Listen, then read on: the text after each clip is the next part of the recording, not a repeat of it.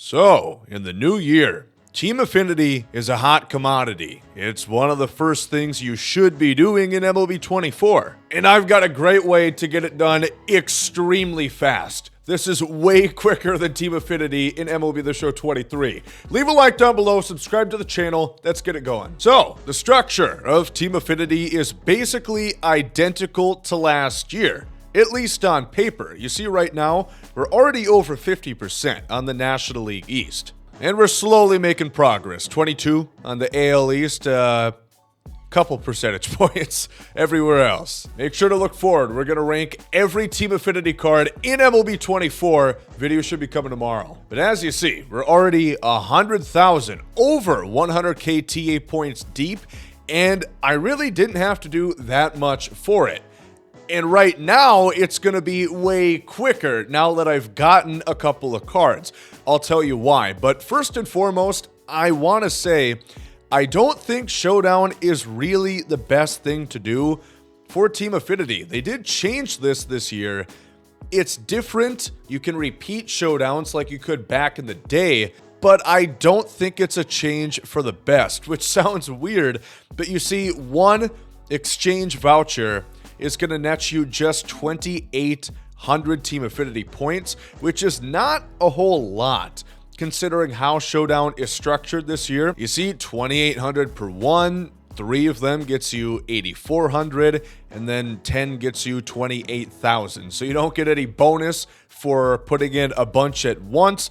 It just saves you some time. But when you look at Showdown, the major change this year, of course, is there's just one Showdown. Last year, there was one for the East, the Central, and the West, much like Conquest. And you would get, I think, 20,000 Team Affinity points for the American League East and 20,000 for the National League East for completing one of those Showdowns.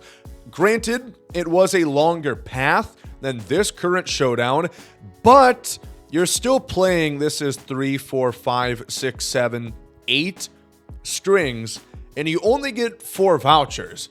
Do the math right there on the screen. You're just getting a bit over 12,000 Team Affinity points for doing something for a lot of people is a bit challenging. Showdown, I don't have much trouble with. We do have a video on the second channel talking about how to complete Showdown, the best tips to beat it. So check that out. But even still, the time spent to get 4 vouchers and less 12,000 Team Affinity points really isn't that great, considering you don't get anything else here either. You're going to get your stubs back. Of course, you're going to get XP for playing the game, but that's not too much of a bragging point. You get XP no matter what you do. You could go play Sydney Sweeney's Road to the Show career, and you're probably going to get equal to greater amounts of XP than playing Showdown. So unless you can knock out Showdown in like 20 minutes, which you're probably not going to be able to do, I don't think that's really the best thing going for you. I do think Conquest is very important. I've done Conquest already for the East, and again, you get 30,000 Team Affinity points per both league, the AL East and the NL East. That's really good stuff. You have 10 games to play. They're going to take about 10 minutes each. That's 100 minutes. It's probably about 2 hours, all said and done. That's going to take to play one Conquest map, but for 60,000 points, and you're also going to get packs here. You're going to get a couple of stubs. It's pretty dang good. I would highly recommend play Conquest for all 3. Only after you do the moment challenges, though. I highly recommend do this first. There's between 3 and 5 moment challenges per each division. Now you'll notice each of these are 3K a pop, but the difference this year, these are only hitting moments. There's no pitching moments, at least in Team Affinity, which I know a lot of people have been curious about. I think it's just because they know that people prefer hitting moments, and that's what they decided to do. And you want to do that first so you have enough players to put on your team to flesh out and be ready for Conquest, because you're going to want to do the single player missions while you do it. Gaining 1,500 parallel XP with that corresponding team is going to net you 6,000 Team Affinity points, which again, you're playing Conquest probably on veteran difficulty. You can pretty easily run up the scoreboard. Again, remember when structuring your lineup, if you play with the number 5 starter, ranked in overall. In this case, Framber Valdez, you'll face your opponent's number 5 starter. So try and arrange your rotation in a way where that is the lowest ranking starter or tied with, and you will have an easier matchup. You're not going to have to face off against Jacob deGrom when playing the Rangers. So that's dual progress between PXP and actually playing the Conquest games. But once you start working your way down this path is where things really get interesting, because this year they've added a lot more different ways to progress within Team Affinity. And you look at these cards, you look at David Justice, Giancarlo Stanton, David Wright, you want to look at B-Wags. Tilt your head to the side, rubberneck a little bit, and look at this beautiful card. Not only is he very good, if you go down to single player missions, you'll notice innings pitches with National League East boss, which is, of course, Billy Wagner. And I'll move my fat ass out of the way so you can see you get 10,000 Team Affinity points for pitching 3 innings. The exact length of a Conquest game. So as long as he goes the distance, you're going for speed within this Team Affinity path.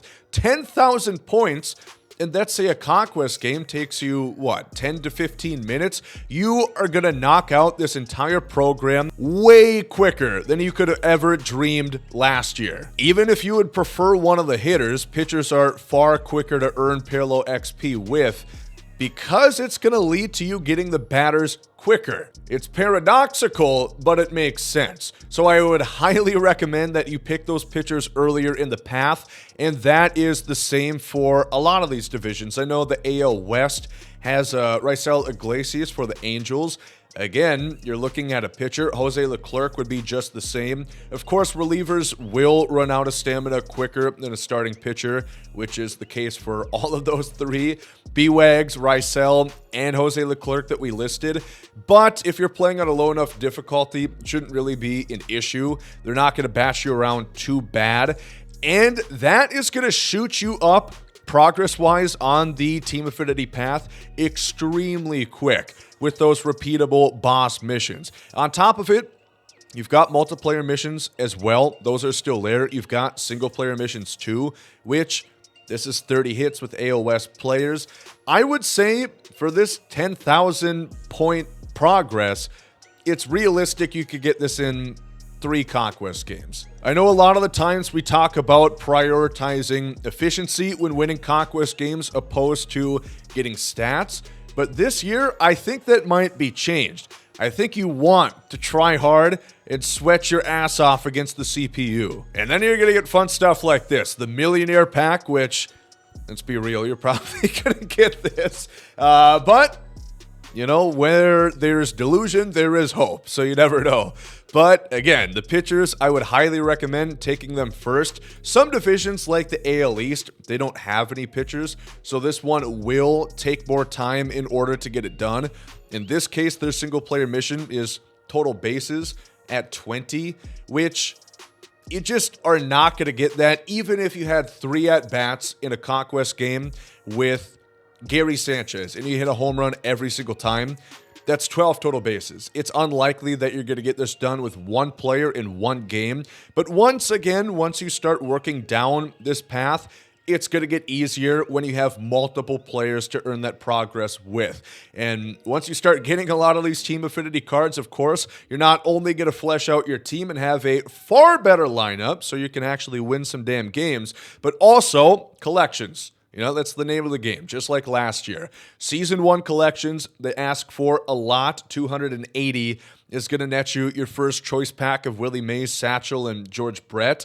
But Team Affinity, that's going to get you 30 cards progress the way there. So let me know in the comments section what you guys think, what Team Affinity cards you guys are going towards first. And if you have not been doing this yet, I highly suggest you should. Leave a like down below, subscribe to the channel, and thank you for watching.